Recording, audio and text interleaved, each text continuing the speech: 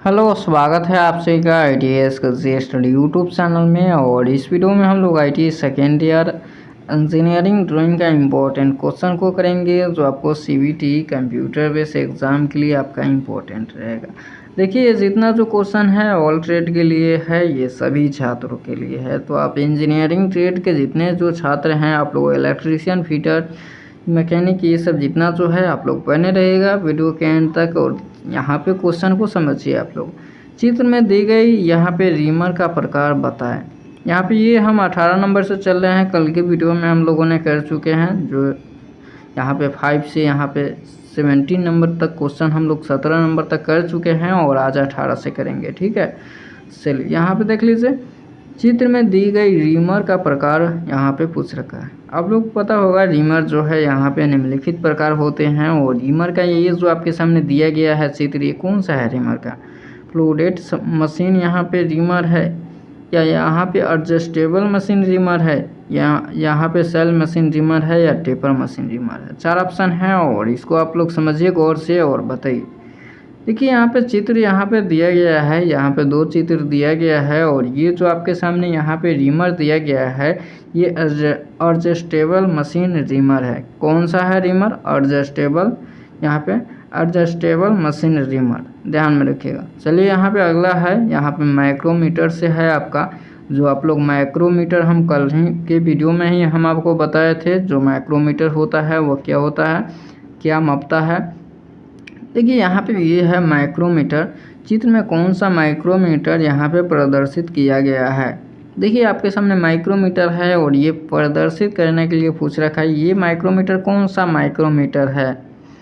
तो देखिए यहाँ पे ये ऑप्शन है स्क्रू थ्रेड माइक्रोमीटर, यहाँ पे डिजिटल माइक्रोमीटर, या अनसाइड माइक्रोमीटर, या स्ट्रिप माइक्रोमीटर। तो देखिए आप लोग पता होगा माइक्रोमीटर भी निम्नलिखित प्रकार के होते हैं, बट ये जो आपके सामने माइक्रोमीटर है वो डिजिटल माइक्रोमीटर है।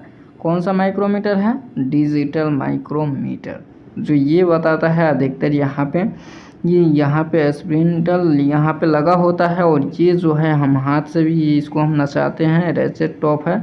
और ये जो है आपका अधिकतर यहाँ पे जो होता है, वायर को भी यहाँ पे मापता है अधिकतर। जितना जो होता है ये देखिए, ये इसको हम घटाते बढ़ाते हैं तो यही यहाँ पे मापा जाता है, ये कितने का है कोई भी यहाँ पे अधिकतर। ठीक है, तो यही होता है आपका अधिकतर यहाँ पे जो माइक्रोमीटर है वो मापता है।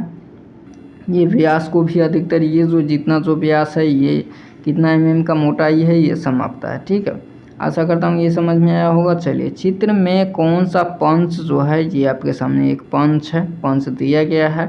बट यहाँ पे पंच, कौन सा पंच दर्शाया गया है? चित्र में कौन सा पंच प्रदर्शित किया गया है? ये जो आपके सामने पंच है, ये कौन सा पंच है बताइए। तो देखिए, ये जो आपके सामने पंच है, 4 ऑप्शन तो दिया गया है, देखिए आप लोग गौर से। बट ये जो पंच है बेल पंच है। क्या है? बेल पंच है, ध्यान में रखिएगा। चलिए नेक्स्ट क्वेश्चन अगला है, निम्नलिखित में से कौन सा प्लायर का प्रकार है? यहाँ पे प्लायर का प्रकार पूछ रखा है। यहाँ पे प्लायर का प्रकार पूछ रखा है, आपको पता होगा प्लायर निम्नलिखित प्रकार के होते हैं। क्या निम्नलिखित प्रकार के प्लायर होते हैं? Long nose plier, flat knows plier भी होते हैं, राउंड नोज प्लायर भी होते हैं। ठीक है, तो ये क्या है यहाँ पे? ये सभी, क्या ये सभी है। तो इसका मतलब ये है कि देखिए यहाँ पे यही हो जाएगा आपका राइट आंसर, क्योंकि प्लायर के यहाँ पे सभी प्रकार ही, यहाँ पे अधिकतर प्रकार ही दे दिया गया है। लॉन्ग नोज प्लायर भी होता है, जो हम वायर को यहाँ पे मोड़ने के लिए करते हैं। फ्लैट नोज प्लायर भी होता है, यहाँ पे राउंड नोज प्लायर भी होता है।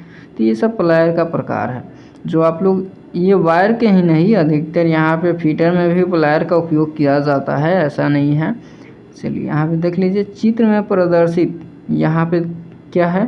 घूर्णी मशीन वाइस में एक्स द्वारा वाई किन भागों को संकेत कर रहे हैं? देखिए, ये एक्स भाग है और ये वाई।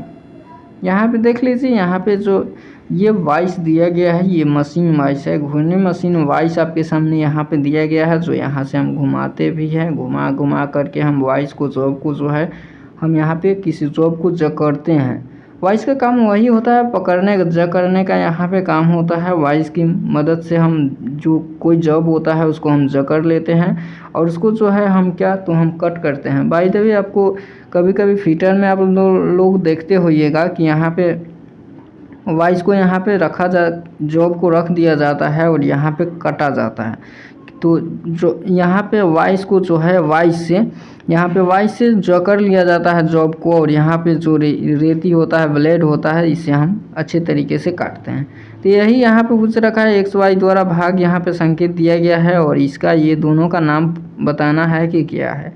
तो देखिए एक्स और वाई द्वारा जो प्रदर्शित है ये इसका नाम क्या क्या है तो आप लोग यहाँ पे समझिए। देखिए ये जो है ये स्क्रू है, एक स्क्रू है, जहाँ इसको हम स्क्रू बोलते हैं और ये है स्थिर जबड़ा है। क्या ये है स्थिर जबड़ा?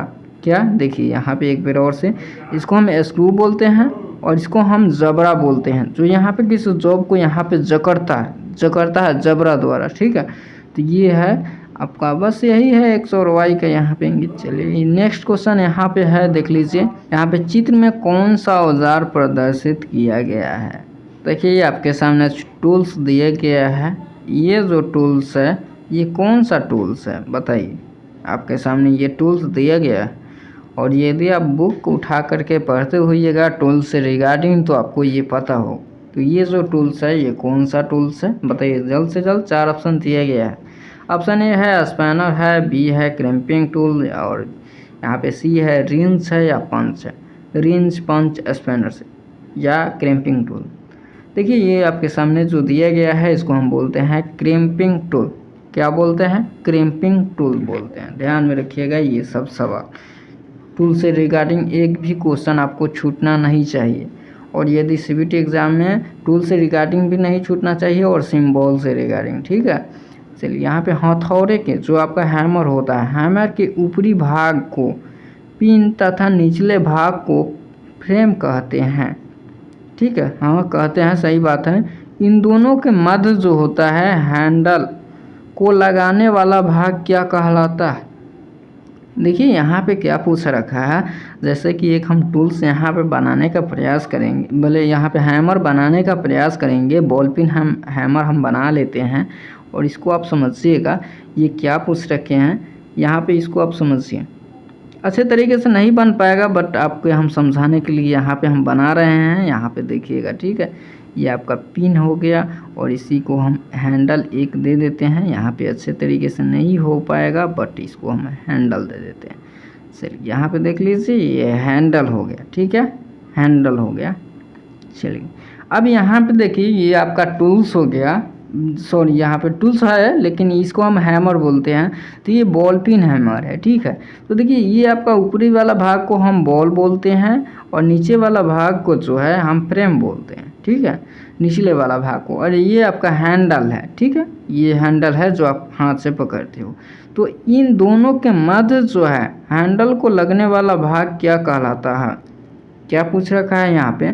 हथौड़े के ऊपरी भाग को हम पिन कहते हैं, सही बात है। निचले भाग को हम फ्रेम कहते हैं। तो इन दोनों के मध्य जो है आपका हैंडल होता है। हैंडल को लगाने वाला भाग को हम क्या कहते हैं? ये जो आपका लगाने वाला भाग है इसको हम क्या बोलते हैं बताइए राइट आंसर। जहाँ हम कट कर दिए, देखिए वो जो आपका भाग होता है उसी को हम बोलते हैं यहाँ पे क्या बोलते हैं तो नेक बोलते हैं। क्या?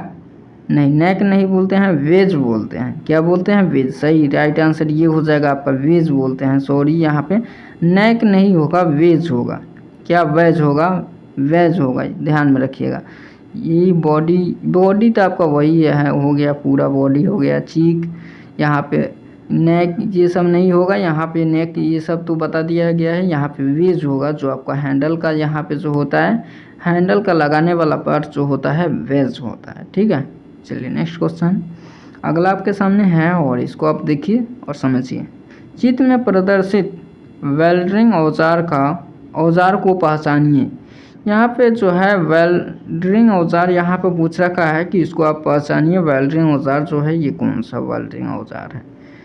एनविल है या चिम्पिंग हथौड़ा है या होज प्रोटेक्टर है या ड्रिल है? बताइए, 4 ऑप्शन है और इसको राइट आंसर बताइए। देखिए ये जो आपके सामने है इसको हम बोलते हैं एनविल। क्या बोलते हैं? एनविल। यहाँ पे एनविल, यहाँ पे वेल्डिंग मशीन है। चलिए यहाँ नेक्स्ट क्वेश्चन, अष्टभुजाकार प्रिज्म में कितने शीर्ष होते हैं? देखिए यहाँ पे 8 भुजाओं वाला एक यहाँ पे प्रिज्म पूछा है, जिसमें यहाँ पे शीर्ष किसे कहते हैं? जो किसी भी वस्तु का यहाँ पे माथा जो होता है, कोना। जैसे ही आप लोग यहाँ पे वर्ग ले लीजिए, वर्ग के कितने माथा है, शीर्ष है, तो यहाँ पे आप लोग बोलिएगा कि 4 शीर्ष है। ठीक, यहीं भी आप लोगों को पूछ रखा है अष्टभुज। क्या पूछ रखा है? अष्टभुज पूछ रखा है।